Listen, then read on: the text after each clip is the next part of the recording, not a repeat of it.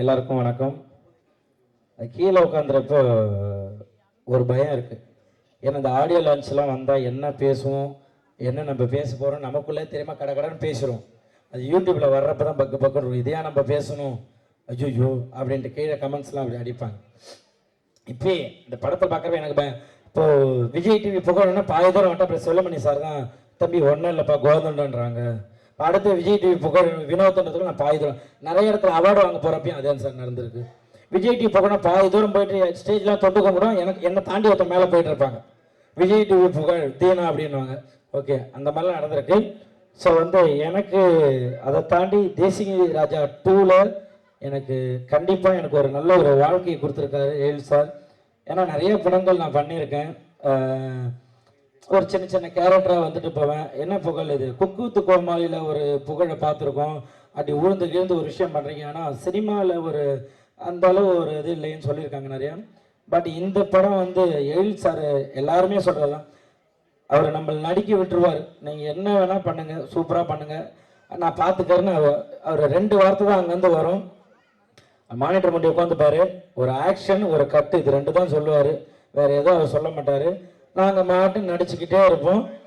அது வேணுன்றதை பார்த்துப்பாரு, இல்லாத மீதி எடிட்டில் ஏதாச்சும் தூக்கிப்பார். அந்த அளவு தான் சிரிச்சுக்கிட்டே இருப்பார். அப்படி ஒரு டைரக்டர் நான் பார்த்ததில்ல. எல்லாமே சொல்லுவாங்க, திட்டுவாங்க இல்லையா, ஏதாவது சார் இந்த இடத்துல இதை கொஞ்சம் ஏற்றட்டுங்களா, இது வேணாம்ப்பா கொஞ்சம் நல்லா இல்லை, அவர் எது சொன்னாலும் சரி நீங்கள் போட்டுக்குங்க அப்படி சொல்லுவார்.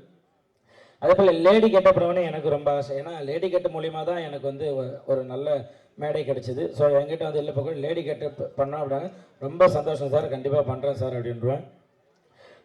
அதே போல் விமல் சார் நான் ஆக்சுவலாக சினிமாவுக்கு வந்ததுக்கப்புறம் நான் பழகினதில் எனக்கு ஒரு 2 பேர் டெய்லியும் பேசிப்போம். மாதத்தில் ஒரு 25 நாள் 30 நாள் ஜாலியாக பேசிக்கணும் அப்படின்னா ஒன்று சசிகுமார் சார், இன்னொன்று விமல் சார். சும்மாவே ஃபோன் பண்ணி ஜாலியாக பேசிப்பேன். என்ன தம்பி என்ன பண்ணுறீங்க, எங்கே இருக்கீங்க, சாப்பிட்டீங்களா அப்படின்ட்டு விரும்பி பேசுவார் சசிகுமார் சார். 2 பேருமே அவ்வளோ அந்த ஒரு போட்டி பொறாமை எதுவுமே கிடையாது. யார் வந்தாலும் சரி அவங்க கூட ஜாலியாக பழகக்கூடிய வருது. அந்த அளவு வருது. அவர் கூட பழகந்து ரோபோ மாமா ஜனா ப்ரொடியூசர் சார் அன்றைக்கி ஷூட்டிங்க்கு வந்திருந்தார். என்ன வந்துட்டு போகிறார் ப்ரொடியூசர் சாரே வந்துட்டு போகிறார், என்ன விஷயம்னு கேட்டாங்க. என்னையும் ரவிமரியா சாரையும் பார்க்க வந்தாங்க. இல்லை டீசர் ஈவினிங் 6 மணிக்கு ரிலீஸ் ஆகுது, ஸோ அதான் சும்மா அப்படியே உங்களை பார்த்துட்டு சொல்லிட்டு போகிறேன். அப்படி ஒரு ப்ரொடியூசரை நான் பார்த்ததே கிடையாது. அங்கே ஒரு இடத்துக்கு முருகன் அண்ணனை கூப்பிட்டு பார்த்து இந்த மாதிரி ஒவ்வொருத்தங்களையும் பார்த்து எல்லார்ட்டையும் பேசி இந்த மாதிரி படம் ரிலீஸ் ஆகுது, சூப்பர், நீங்களாம் தான் சப்போர்ட் எல்லாமே இருக்கணும்னு சொல்லிட்டு ஒருத்தராக சின்ன ஒரு ஆர்டிஸ்டாக இருந்தால் கூட அதை சொல்லிட்டு போகிறது. Producer sir thank you so much sir. சொன்ன மாதிரி அந்த ப்ரொமோஷன்லாம் போயிட்டு இருந்தப்போ எல்லாருக்கும் சாப்பாடுலேருந்து எல்லாமே நீங்கள் எங்கே வேணால் சாப்பிடுங்க, அவங்க போட்டோம் காரை கொடுங்க இது பண்ணட்டோம் எல்லாம் அப்படி பார்த்துக்கிட்டீங்க. Thank you so much. அதாவது ரவி சார் சாம்சன்ஸ்லாம் ஸ்கிரிப்டை வாங்கிக்கிட்டு புகழ் நீங்கள் இந்த இடத்துல இதை போடுறீங்களான்னு ஸ்கிரிப்ட் ஒர்க் பண்ணிக்கிட்டே இருப்பார். அவர் என்ன ஒரு பேப்பரை கொடுத்தாலும் அந்த பேப்பரை 20 பேப்பர் ஆக்கி எழுதிக்கிட்டே இருப்பார். நம்ம ஒரு புதுசாக வளர்ந்து ஒரு விஷயம் ஒரு சின்ன பையன் வரேன் எல்லாருமே கை கொடுத்து அவ்வளோ அழகாக, இல்லை நீங்கள் இந்த கவுண்டர் போடுங்க நீங்கள் போடுங்கன்னு எல்லாருமே வாங்கிட்டாங்க. ரொம்ப உங்ககிட்டலாம் ஒர்க் பண்ணுறது எனக்கு ரொம்ப ஹாப்பி. தேங்க்யூ ஸோ மச் எழில் சார், உங்களை மறக்கவே மாட்டேன். ஏன்னா எல்லாருமே கேட்டுன்னு இருந்த ஒரு வார்த்தை, புகழ் நீங்கள் சினிமாவில் எப்போ காமெடி பண்ணுவீங்கன்ட்டு நிறைய கேட்டுகிட்டே இருந்தாங்க. அது எல்லாருக்கும் பதிலாக இந்த தேசிய ராஜா 2 இருக்கும்னு நான் கண்டிப்பாக நம்புகிறேன். அப்படி தான் எல்லாம் ஒர்க் பண்ணியிருக்கோம். எல்லாருமே இதில் ஒர்க் பண்ண எங்களுக்கு சொல்லிக் கொடுத்த அசோசியேட் டைரக்டர், அசிஸ்டன்ட் டைரக்டர். ஏன்னா ஒரு படம் வெளியில் வருது அப்படின்னா அதில் உழைக்கிறது அவ்வளோ பேர். ஏன்னா நம்ம ஈஸியாக ஒரு நிழலுக்காக மரத்தை தேடி போவோம், ஆனால் அந்த மரம் வெயிலில் நிற்கிறது யாருக்குமே தெரியாது. அந்த மாதிரி அதில் பின்னாடி ஒர்க் பண்ண அத்தனை பேருமே இந்த படம் ஜெயிக்கணும்ன்ட்டு எல்லாருமே ஒர்க் பண்ணுறது, இந்த படம் ஜெயிக்கணும். யாருமே அப்பா இந்த படம் இவ்வளோப்பா இந்த படம் ஓடக்கூடாதுன்னு யாருமே நினைக்கப்படுறது கிடையாது. எல்லாருமே படம் ஓடணும், ஜெயிக்கணும், மக்கள்கிட்ட போய் சேரணும் அப்படின்னு தான் உழைக்கிறது. கண்டிப்பாக இதில் நீங்கள் கோதண்ட அண்ணா சூப்பராக சொன்னார்.